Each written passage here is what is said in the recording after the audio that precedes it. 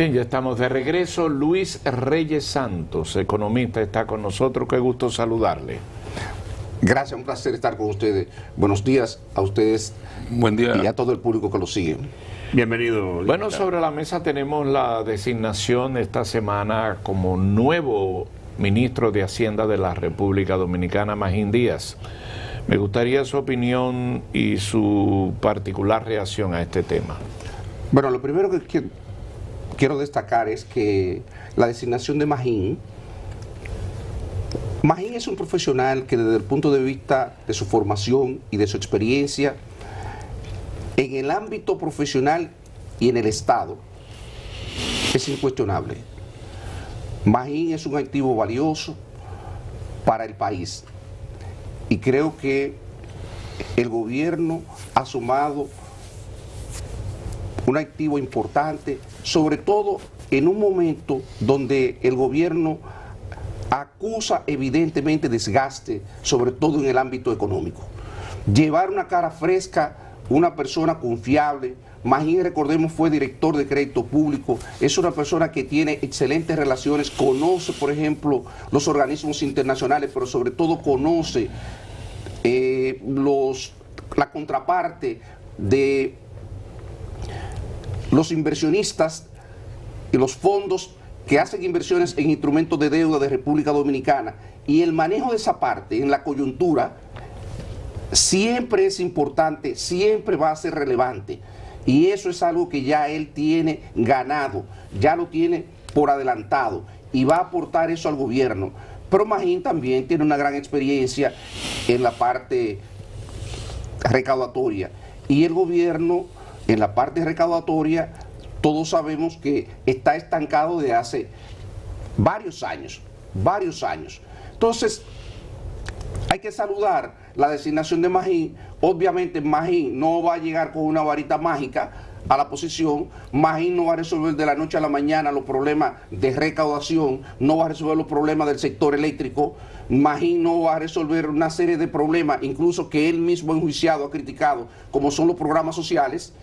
Hay que darle tiempo y ver qué puede generar Magín en un entorno que además es hostil, en el sentido de que estas no son las mejores condiciones desde el punto de vista de el entorno internacional, un entorno internacional que se torna sumamente complejo, sumamente difícil, donde hay poco margen de maniobra, y obviamente uno siempre confía que un profesional de la talla de Magín va a ser capaz de manejarse en esas restricciones que plantea ese entorno internacional de una forma mucho más efectiva que una persona que no tenga la formación y la experiencia de él. Licenciado, yo me inscribo entre el grupo de personas, o hay un grupo de personas que plantea, y yo me inscribo en ese grupo de personas, que la designación de Magín Díaz en Hacienda es el primer paso del gobierno para retomar el fallido proyecto de reforma tributaria.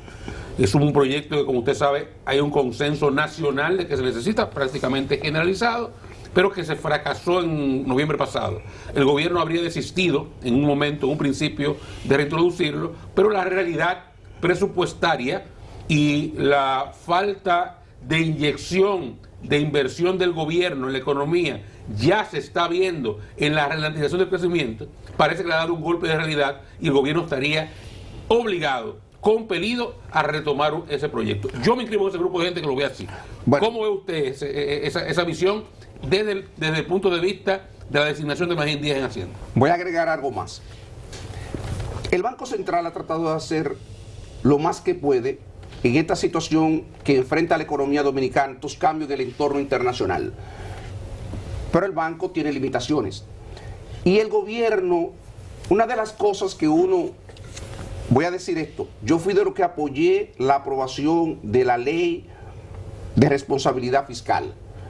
Creo que era un paso en la dirección correcta, y cuando el pasado ministro de Hacienda propuso eso, yo fui de los que levanté la mano. Ahora, esa ley de responsabilidad fiscal solamente tenía sentido en el marco de una reforma fiscal. Así. Aprobar la ley de responsabilidad fiscal y ponerle un tope al gasto y no tener, digamos, asegurado los recursos, el incremento en las recaudaciones, para que el gobierno pudiera satisfacer sus necesidades, eso se va a constituir en un problema como se ha constituido hoy día. Una camisa de fuerza. Una camisa de fuerza. ¿Por qué? Porque la economía se está ralentizando, como usted señala, eso es cierto. La economía no es que se está desplomando, pero se ha ido desacelerando de manera importante y la tendencia que lleva es una tendencia, incluso, quién sabe si a una contracción. Entonces, aunque nadie proyecta contracción. Nadie, hasta ahora mismo nadie. Lo que pasa es que no sabemos porque estamos hablando para un año. De aquí, perdón, al cierre del año. No sabemos ni cómo va a evolucionar el entorno internacional, ni cómo va a continuar evolucionando la economía dominicana, porque el problema es que el gobierno, la política fiscal, luce agotada. ¿Y luce agotada por qué? Porque no tiene recursos para invertir. Y además hay un problema que los pocos recursos que tiene, el gobierno sigue dando muestra de que no tiene la eficiencia, la efectividad para su ejecución. Y eso es un agravante. Obviamente, yo le voy a decir lo siguiente: en la situación actual, aún el gobierno fuera eficiente y gastara lo que tuviera con el monto de recursos de inversión que tiene, no va a ser suficiente.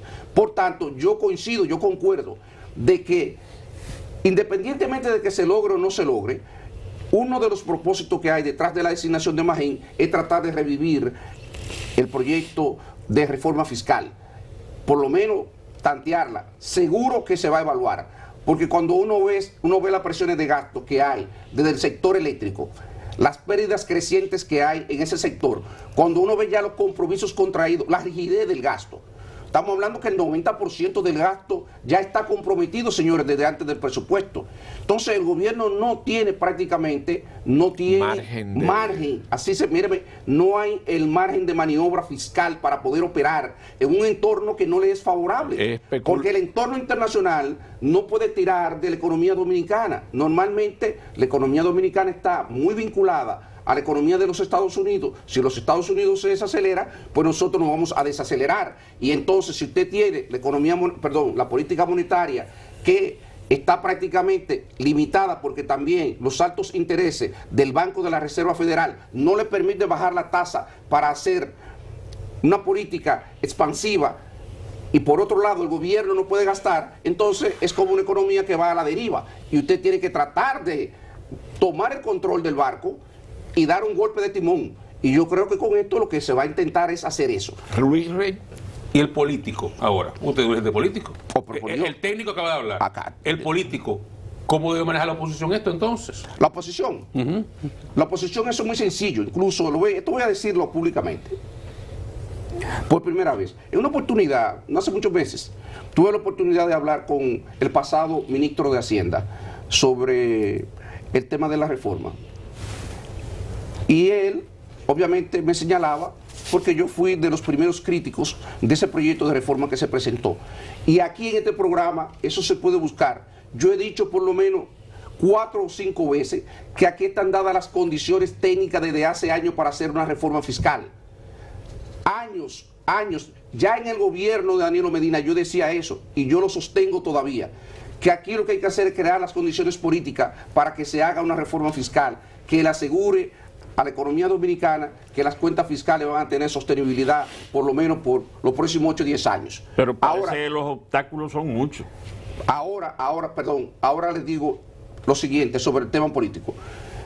Si la reforma es una reforma que cumple con determinados criterios, en el sentido, por ejemplo, de que la carga sobre los sectores de menores ingresos no sea lesiva, si se hace una revisión de los incentivos, que posiblemente por ahí es donde haya que comenzar, pero se hace sobre la base de una evaluación costo-efectiva, que sea correcta, que sea convincente, yo no creo por lo menos que la oposición en sentido general, particularmente el PLD, le vaya a hacer, podrá tener diferencia. Es difícil que en una reforma fiscal usted no tenga alguna diferencia, pero no creo que le vaya a hacer una oposición radical a un proyecto que tenga cierta racionalidad. El problema con el proyecto anterior fue porque prácticamente era insostenible. Era insostenible. Yo mismo que he defendido eso aquí, fui el primero que tuve que salir a decir, no, pero espérate, así no. Porque es verdad que hay que revisar, por ejemplo, los incentivos, pero los incentivos no se pueden coger, llevárnoslo de golpe y plumazo. Así no puede ser. Una de las críticas principales de Magín, entonces, era la falta, la falta de progresividad, que no eran digamos, no eran que era regresivo. escalonados. No. Escalonado. No era escalonado. El aumento del ITEVIS. Todo era el ITEVIS fue un salto de 0 a 18. Y eso obviamente el impacto que tenía, sobre todo en la canasta familiar, era demoledor. Los mismos incentivos eran todos quitados con mazo. Todo era, pero además había un problema. Que es uno, por Dios, cuando uno va a tomar una decisión como esa, para sentarse sobre todo con sectores productivos, usted tiene que tener algún estudio mínimo que le permita sustentar las implicaciones que eso tiene. Mira, ustedes van a tener este sacrificio y nosotros vamos a mantener estos incentivos, porque ¿qué pasa con esos sectores?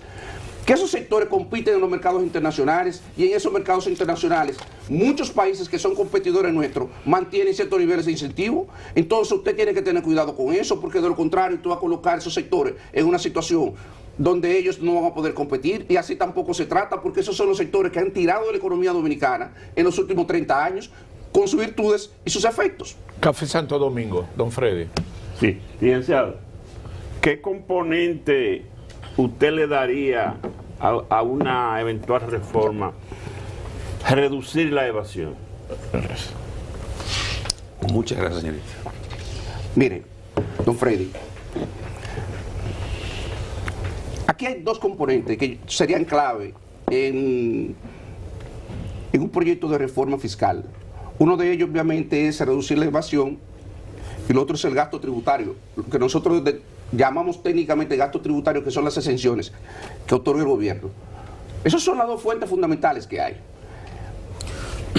El tema de la disminución, de la evasión, es que plantea un problema. Para usted avanzar rápidamente en ella, usted tiene que convertir el delito tributario en un delito penal. Esa es la forma, y todos sabemos la experiencia de España, con una serie de artistas que han pasado por ahí y han terminado en la cárcel. Y es un terror. Es un terror. Usted convertir la Dirección General de Impuestos Internos en una especie de terror. Esa es la manera de avanzar rápidamente.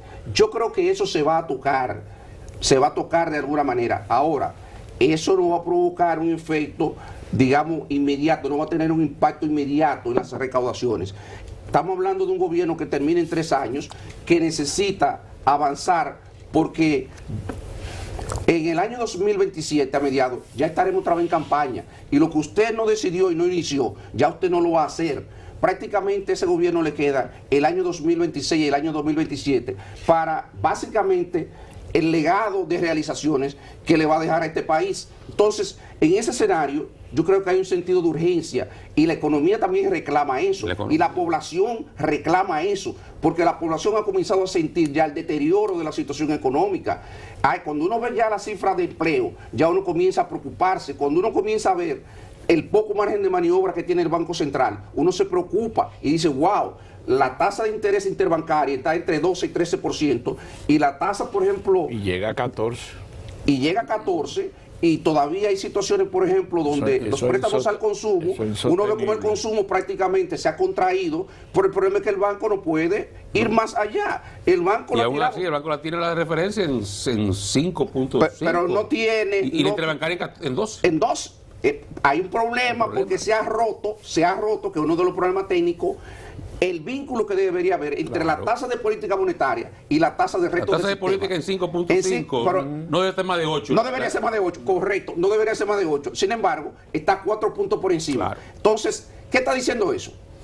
Que el Banco Central está teniendo limitaciones para transmitir lo que es la orientación de la política poco líquido, poco líquido, poco líquido, pero porque tiene restricciones para hacerlo. Claro, no entonces no puede transmitirlo. Entonces, si tenemos una situación como esa y la política fiscal está de brazos cruzados y tenemos un entorno internacional que no es favorable, ¿cuáles son las condiciones que va a vivir la economía dominicana y que está viviendo la población? En resumen, se puede reducir la evasión, pero no se puede esperar. No se puede esperar resultados. Mírame, yo le decía.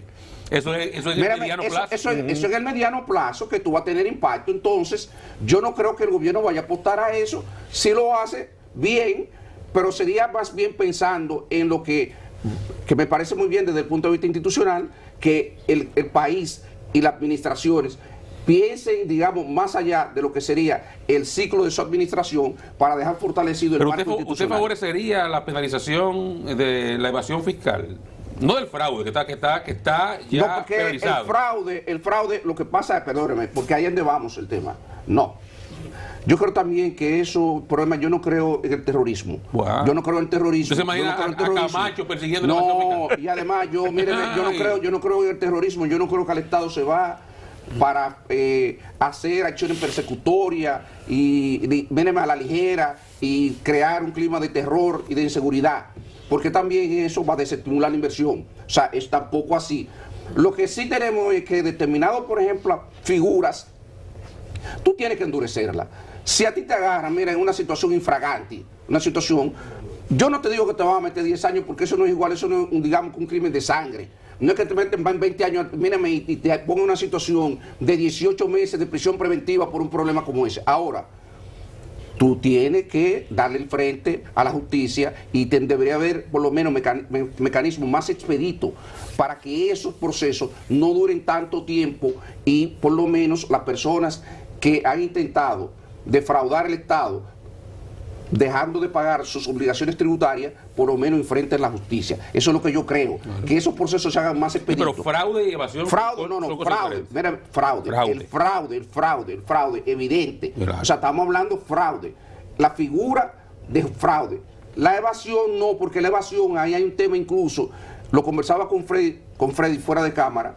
Recordemos que la misma legislación, el mismo marco jurídico frecuentemente deja zonas grises que son interpretativas. Si realmente yo evado o yo hago provecho de esa zona gris para yo no pagar impuestos, ¿qué es lo que hacen normalmente las grandes empresas? Se buscan grandes asesores y buscan esos hoyos negros que tienen, y eso por eso tú no puedes coger a una gente y someterlo a la justicia, porque tú lo que deberías hacer es coger y corregir el marco jurídico. 30 segundos. O tener inspectores que tengan la capacidad para detenerlo, pero eso es lo menos, porque sabemos que su aquí, gestión tributaria. Míreme, aquí también, aunque hemos avanzado bastante, de hecho la Dirección General de Impuestos Internos es una de las instituciones del Estado más sólidas que hay, pero no es lo suficiente sólida como para llegar ahí a tener la cantidad de inspectores que usted hace referencia. Muchas gracias.